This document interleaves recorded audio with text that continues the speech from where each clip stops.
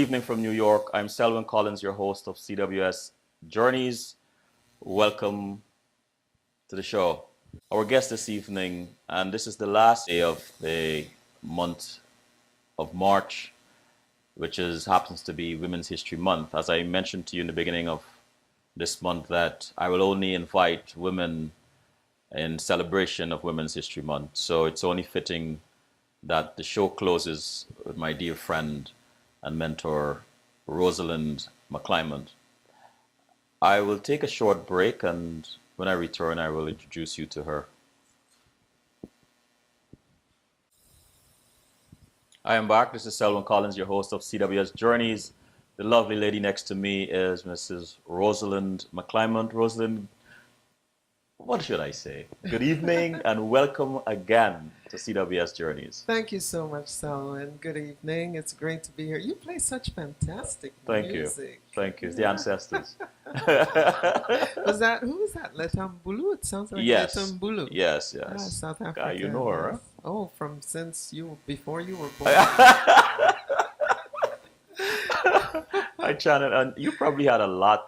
Oh. You probably had experience with a lot of this while you were living in Africa. And before, late Oh, that's 1960s, early 1970s, before I went to Africa. I grew up in a home where my mom used to play Miriam Makeba and so on and so forth.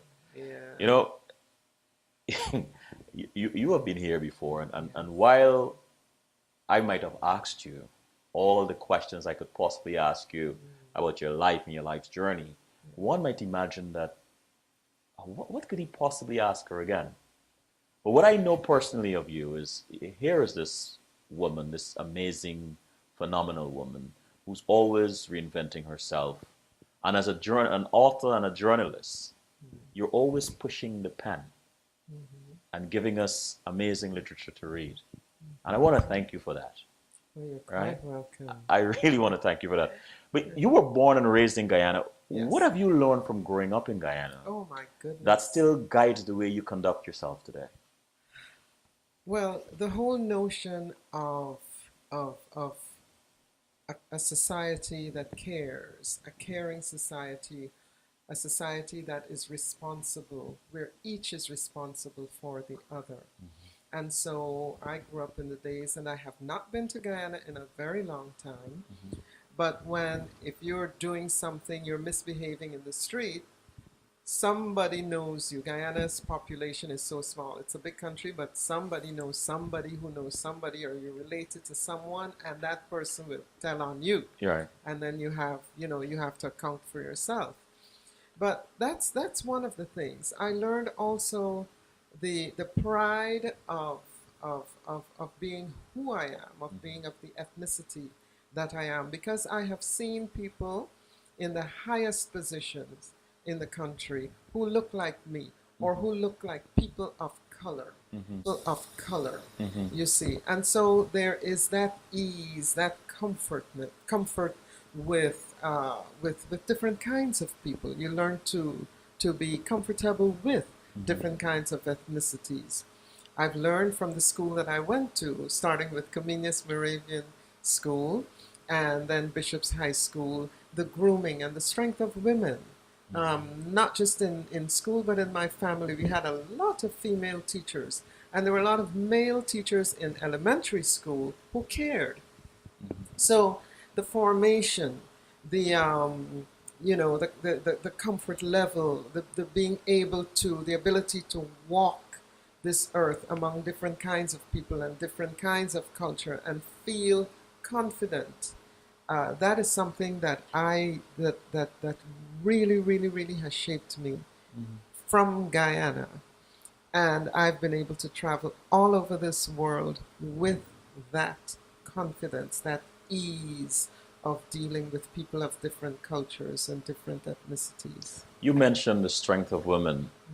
You mentioned being exposed to strong women.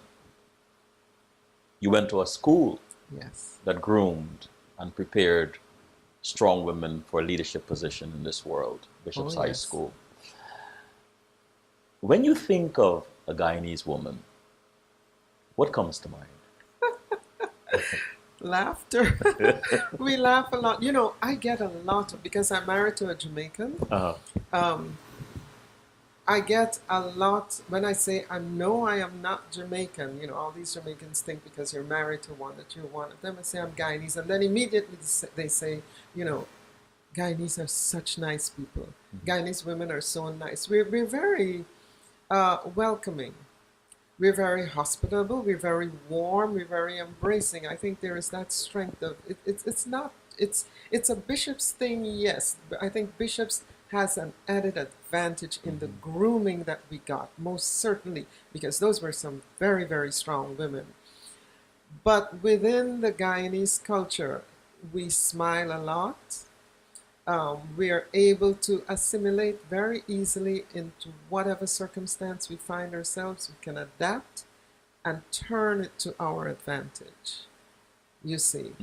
And so when I think of the Guyanese women, I think of all of those bishops, teachers, all of my peers at Right. bishops. I think of my Sunday school teacher, God rest her soul, Miss Smith, and all of the other Sunday school teachers. I think of my elementary school teachers, all of those women who were so wonderful, excellent role models. You know, this place, this country, Guyana, it's a country, we all know this. But you were in Uganda at one point, right? Yes. Okay. So what do you tell a group of Ugandan women about this place, this Guyana where you were born and raised? What do you tell them to give them a feel for Guyana? Well, the way I live my life. In fact, when I first got to Uganda, everybody who's from this side of the Atlantic Ocean is called an American. So Guyanese, Trinidadian, African American, it didn't matter. And we were all considered Americans first, you see. In fact, the very night I landed in Uganda, we were sent to, we were taken to the YWCA. That's a friend of mine who's Trinidadian. And we went to the YWCA, and the head, the head mistress or the head of the YWCA, she immediately put us into a room with a white British girl who was leaving the next day because she thought that's where we would be most comfortable because we were all Americans or Europeans. Right. Race did not matter. It didn't matter. So what did I tell them? My students in Uganda, when you say Guyana, oh, Forbes Burnham. Students, yes. Really? Yes. They're, it's like us in Guyana. You're very astute in geography. Yes. You learn. And so people knew what Guyana was. People knew where Guyana was, the kind of country it was, those that I interacted with. And in fact, there's a Guyanese woman that I met there and who, you know, when I returned in November after 40 years, I went to see her. She was married to a Ugandan, but Guyanese have been going to different countries in Africa. So we're not an unknown entity. Once you get past the American thing and they realize, oh, Caribbean, oh, Guyanese, then they boil it down and they already have had some interaction with us. You've lived a lot in Africa. Uganda is one of the places. Have you lived anywhere else? Oh, yes. I spent most of the years in Congo, the Democratic Republic of Congo, yes. What about living in those places that remind you about Guyana, about living in Guyana? Well, it's tropical, of course. A lot of the food is the same. You know, the music, well, the Congolese music, I think, is the best in the world, you know. Wow. For dancing, when it comes to dancing, you can't beat Congolese music. What is it? You know, everybody thought of you as one of them until you opened your mouth and they heard the accent. Because, you know, I'm telling you that we look no different. When my father, for example, came to see me, my parents came to see me in Uganda, the Ugandans were amazed because my father, who was pure African, pure-blooded, no mix, unlike my mother, people could not believe that my father did not speak the local languages. They could not believe it. They said, but you really don't speak? But you look like one of us, but you don't speak. They could not understand that all he spoke was English. Wow. And so I ran into that a lot, and if you want to carry yourself as distinct from the people that you're living with, then of course you'll stand out and suffer the consequences. That could be a good thing, it could be a bad thing. But I was married to a Congolese, so I was essentially Congolese, but American too. I saw you at the recent Network Journal Annual Awards luncheon. Can you tell us a bit about your work with